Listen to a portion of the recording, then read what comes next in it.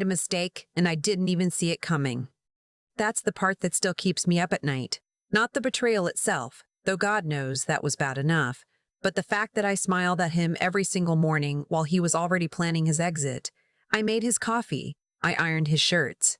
I kissed him goodbye at the door like we were in some kind of movie, and I genuinely believed we were the good kind. My husband and I had been married for 6 years. We met when I was 24 and he was 31, and I thought the age gap made him mature, stable, the kind of man who knew what he wanted. He wore nice watches and always held the door open and remembered the names of my friends' kids. I was completely, embarrassingly fooled. We didn't have children. We talked about it constantly, but something always came first. His promotion, our new apartment, the trip we were saving for. I told myself we had time. I told myself a lot of things. His name isn't important. I'll call him my husband because that's what he was to me.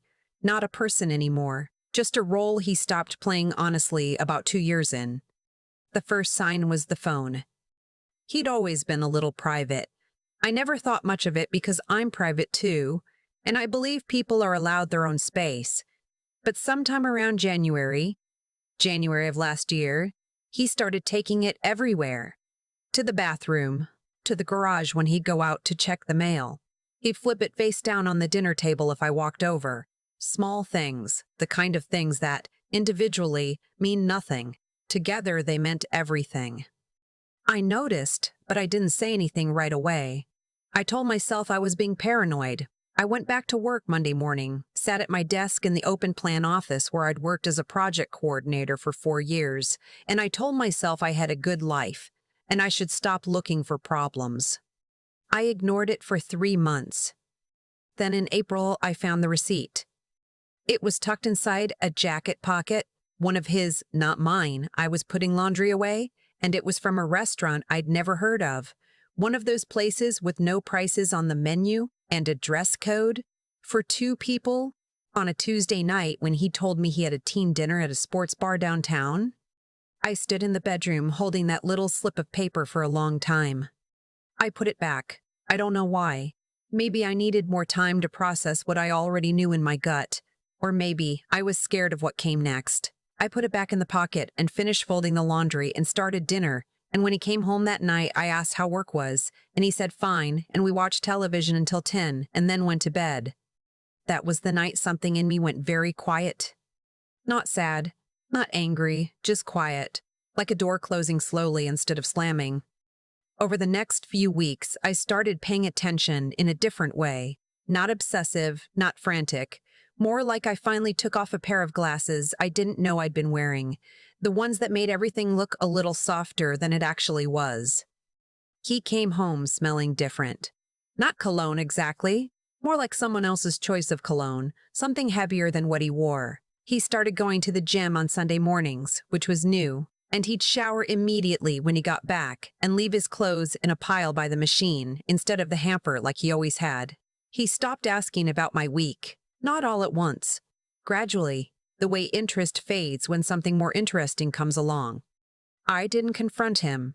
I know some people think that's weak or foolish, but I needed to be sure before I said a single word. I needed to know exactly what I was dealing with. So I waited. In May, a woman called our landline. We still had a landline, his idea. Years ago, something about backup during outages. She hung up as soon as I answered. I wrote down the number. I sat with it for 2 days, and then I looked it up. And the name that came back was a woman I'll call his coworker, because that's what she was. Someone from his office. Someone I had met at the company holiday party the previous December and shaken hands with and smiled at while she told me she'd heard so much about me. I sat in my car in the parking lot of a grocery store for 45 minutes after I found that out. Then I went inside and bought the things on my list and came home and made dinner. I was not going to blow this up before I was ready. That was the decision I made sitting in that parking lot. Whatever came next, I was going to do it on my terms and on my timeline. I called a lawyer the following week. Her name isn't important either. What matters is that she was good, the kind of woman who doesn't sugarcoat anything and doesn't waste your time. She told me what I needed to know about documentation, about timing, about the difference between what's fair and what's legal. She told me to be patient. She said that word twice. Patient. I was already planning to be. And then something happened that I genuinely could not have predicted, something that changed the entire shape of what came next. It was a Saturday morning in early June. My husband had left for one of his gym sessions. I was sitting at the kitchen table with my second cup of coffee when the doorbell rang. The man at the door was someone I had never seen before. He was probably in his mid-40s, dressed casually but neatly, the kind of man who looks put together even when he's trying not to. He had the specific, tired look of someone who hadn't slept well in a while. He asked if I was my husband's wife. I said yes. He said his name was, and here I'll just say he gave me his name, because the details of who he was matter more than what to call him. He told me his wife worked with my husband, that she and my husband had been having an affair for the better part of 8 months, that he had found out 2 weeks ago, that he had hired someone to verify it before he came to me, and that he had the documentation to prove everything. I looked at him for a long moment. Then I opened the door wider and asked if he wanted to come in. We sat at my kitchen table for 2 hours. He was not what I expected. I don't know what I expected. Someone angry maybe, or confrontational, but he was calm, in the way that people are calm when they've already done all the panicking privately and now they're just trying to figure out what to do. He slid a folder across the table. I opened it, I closed it again. I'd seen enough. He told me he worked in finance, that his wife had a significant amount of money in her name, money from her family, money she'd earned, and that if they divorced now, before he could document certain things, he would be walking away with very little. He said he wasn't asking me for anything except time. 2 months, maybe 3. Just enough time to make sure both of them were properly, completely accountable before either of us filed anything. I asked him why he came to me instead of just doing that himself. He said because if my husband suddenly felt like I knew something, if I changed, got cold, got distant, he might tip her off, and the whole thing would collapse. He needed both of us to know, so both of us could keep playing the same role for just a little while longer. I understood the logic. I didn't like it, but I understood it. But before I tell you how everything unfolded, like and subscribe, drop a comment, and tell me where you're watching from. It helps more than you know. Now let's keep going. I asked him to give me 24 hours to think. He gave me his number and left. I sat at the table for a long time after his car pulled out of the driveway. I thought about the receipt in the jacket pocket. The phone always face down. The woman who hung up. The holiday party where she shook my hand and told me she'd heard so much about me. I called my lawyer that afternoon. I didn't give her his name or any identifying details. I just described the situation in general terms and asked whether cooperating with a third party in a way that delayed filing would complicate my case. She said it depended entirely on documentation and timing, but that in principle, a few additional months of evidence collection would only strengthen my position. She said, "Be patient." I called him back that evening. I said yes. What followed was one of the stranger experiences of my life. I continued to be a wife. I made dinner. I asked about work. I laughed at things when laughing was appropriate. I went to brunch with my friends on a Sunday and talked about normal things, and drove home and changed and had a perfectly ordinary evening, and none of it was real. It was like performing a role in a play where only I knew the show was closing. He, my husband, didn't seem to notice anything different, which was, honestly, its own kind of information. If he had known me at all, really known me, he might have felt the shift, but he was too distracted to look closely, and I was too deliberate to give him anything defined. The man from my doorstep and I met 3 more times over the following weeks, always in public, always briefly, always with the specific purposeful energy of 2 people making sure they hadn't missed anything. He was meticulous. He'd brought in an attorney of his own, and together, not formally, just practically, our legal situations were being handled in parallel so that neither case would inadvertently interfere with the other. I want to be clear about something. I did not feel good about any of this. There was no satisfaction in it, not yet. Mostly, I felt tired and lonely in a very specific way. The kind of lonely that comes from being in a room with someone who used to be your person and realizing you're essentially alone. There was one night in July when I almost said something. We were watching television, something neither of us was actually paying attention to, and he laughed at something on screen. And the laugh was so familiar, so completely his, that for a second I forgot everything. And then I remembered, and the loneliness came back so sharp it was almost physical. I went to bed early and didn't sleep. By the end of August, we had everything. His attorney had what he needed. My attorney had what she needed. The documentation covered dates, transfers, communications, all of it legally obtained, all of it airtight. My lawyer told me it was one of the cleaner cases she'd seen in terms of evidence. She said that like it was a compliment, and I suppose it was. We chose the same week to file. Not the same day. Staggering it by 48 hours was deliberate. A last piece of strategy to prevent either of them from being tipped off by the other. My husband would be served first. His coworker would receive her papers 48 hours later, from a process server who'd been briefed to wait until a specific time. I was at work when my husband was served. My phone buzzed at 10:47 in the morning, a text from my attorney's assistant confirming it had been done. I put my phone face down on my desk and finished the email I was writing. He called me 11 times between 11 and noon. I let every single one go to voicemail. He came home early that day. I was already there, sitting in the living room, and I had made sure the house was very clean, and that I looked entirely composed, because I had learned from watching him that appearances are chosen, and I was choosing mine deliberately for the first time in this whole thing. He stood in the doorway and looked at me and said, "You knew." I said yes. He asked how long. I said long enough.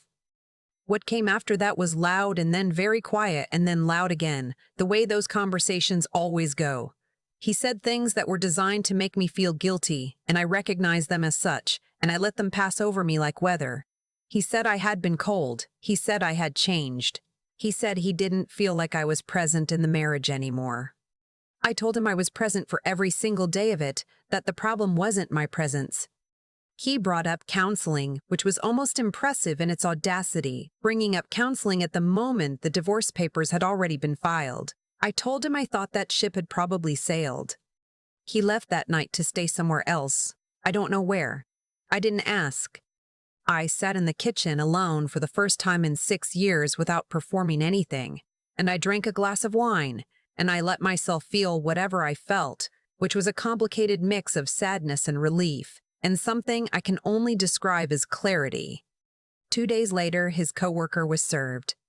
I know this because he told me, the man from my doorstep, in a text that just said, "Done." 2 letters. I saw it and exhaled for the first time in months. What happened legally after that isn't something I'll detail completely here because some of it is still technically ongoing. What I can tell you is that my attorney's patience paid off. Because we had 8 months of documentation, because we had evidence of financial concealment, he had been moving money in ways he shouldn't have, which came out during discovery, and because I had been extremely careful not to do a single thing that could be used against me. The settlement went in my favor, significantly. I'm not going to throw out a number because honestly, it still doesn't feel real, and partly because that's not the part that matters most to me. What matters is that I was not left with nothing, that I was not the person who walked away humiliated and empty-handed after 6 years of trying, that the choice I made in a grocery store parking lot in May to be patient, to be deliberate, to do this right, actually worked. His coworker's divorce was not kind to her either. The financial documentation her husband's attorney gathered was thorough. She had been moving money too, in and out of accounts my husband didn't know about apparently. That's all I'll say about that. I moved out of the apartment in October. I found a place on my own, smaller, quieter, mine. The first weekend I was there, I didn't unpack anything. I just sat on the floor with takeout and looked at the walls and felt something I hadn't felt in a very long time, which was that nothing in this space was pretending to be something it wasn't. I've been asked if I regret waiting, if I wish I just walked out the moment I found that receipt in April. And honestly, no. I understand why people do that, why you'd want to blow everything up the second you know.